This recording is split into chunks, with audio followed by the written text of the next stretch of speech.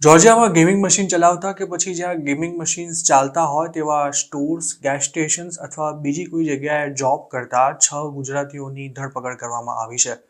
એફિંઘમ county sheriff ઓફિસના જણાવ્યા અનુસાર આ તમામ આરોપીઓની ગેમિંગ મશીન ઓપરેટ કરવાના નિયમોનો ભંગ કરવા બદલ ધરપકડ કરવામાં આવી હતી. 12 ડિસેમ્બરના રોજ જોર્જિયા બ્યુરો ઓફ ઇન્વેસ્ટિગેશનના કોમર્શિયલ ગેમ્બલિંગ યુનિટ તેમજ એફિંઘમ કાઉન્ટી શેરિફ ઓફિસ દ્વારા આ તમામ આરોપીઓ સામે ઇસ્યુ થયેલા અરેસ્ટ વોરંટ્સને એક્ઝિક્યુટ કરવામાં આવ્યા હતા.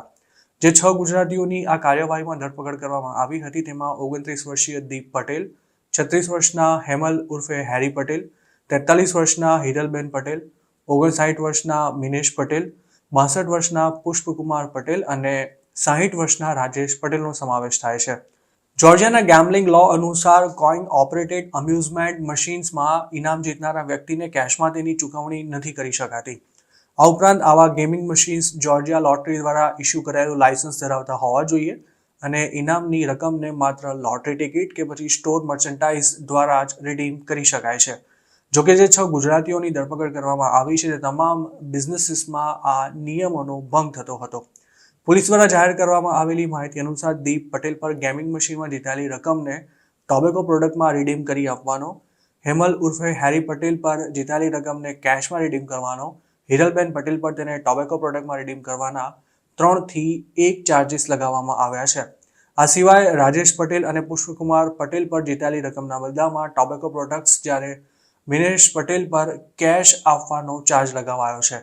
આ તમામ આરોપીઓ સામે જે ચાર્જ લગાવાયા છે તે મિસડિમિનર એટલે કે સામાન્ય ગુના છે, જેમાં આર્થિક દંડ અથવા તો અમુક દિવસોની જેલ થઈ શકે છે. આ કેસમાં આગામી દિવસોમાં વધુ લોકોને પણ અરેસ્ટ કરાઈ શકે છે તેવું પણ એફિંઘમ કાઉન્ટી શેરિફ ઓફિસ દ્વારા જણાવવામાં આવ્યું છે. ઉલ્લેખનીય છે કે જોર્જિયામાં રહેતા ઘણા ગુજરાતીઓના સ્ટોર્સ, ગેસ સ્ટેશન્સમાં ગેમિંગ મશીન્સ લાગેલા હોય છે અને તેના દ્વારા તેમને સારી એવી કમાણી પણ થતી હોય છે. પરંતુ ઘણીવાર વધારે કસ્ટમર્સ આકર્ષવાની લાલચમાં તેમના દ્વારા કાયદાનો ભંગ પણ કરવામાં આવે છે. અમેરિકાની પોલીસ આ પ્રકારની કોઈ પણ ઇલીગલ એક્ટિવિટીને પકડવા માટે ખાનગી રાહે સ્ટિંગ ઓપરેશન કરતી હોય છે અને મજબૂત પુરાવા મળ્યા બાદ જ આરોપી સામે અરેસ્ટ વોરંટ ઇસ્યુ કરી તેની ધરપકડ કરવામાં આવે છે. આમ તો આ ગુનો સામાન્ય હોવાથી તેમાં અરેસ્ટ થનારા વ્યક્તિને કોઈ ખાસ ફરક નથી પડતો, પરંતુ જો કોઈનો ઇમિગ્રેશનનો કેસ ચાલતો હોય તો ગ્રીન કાર્ડ મેળવવામાં કે પછી યુએસના સિટીઝન બનવામાં તેને પ્રોબ્લેમ થઈ શકે છે. કારણ કે ત્યારે એપ્લિકન્ટે જો નાનો સરખો ગુનો પણ કર્યો હોય તો પણ તેને પરમેનન્ટ સ્ટેટસ મેળવવા માટે લાંબો સમય સુધી રાહ જોવી પડી શકે છે. આ મેટરમાં અરેસ્ટ થયેલા 6 ગુજરાતીઓના ઇમિગ્રેશન સ્ટેટસની કોઈ માહિતી શેરિફ ઓફિસ દ્વારા જાહેર કરવામાં નથી આવી, પરંતુ 20 જાન્યુઆરી પછી અમેરિકામાં અને તેમાંય જોર્જિયા સહિતના રિપબ્લિકન સ્ટેટ્સમાં રહેતા ઇલીગલ ઇમિગ્રન્ટ્સને સામાન્ય ગુનામાં પણ મોટી સજા ભોગવવી પડી શકે છે. અમેરિકાના મોટાભાગના રિપબ્લિકન સ્ટેટ્સ એવા કાયદા બનાવવાની તૈયારી કરી રહ્યા છે કે જેમાં કોઈ પણ નાના મોટા ગુનામાં અરેસ્ટ થતા અનડોક્યુમેન્ટેડ ઇમિગ્રન્ટ્સની માહિતી આઈસ સાથે શેર કરવાનું લોકલ પોલીસ માટે ફરજિયાત બનાવવામાં આવશે.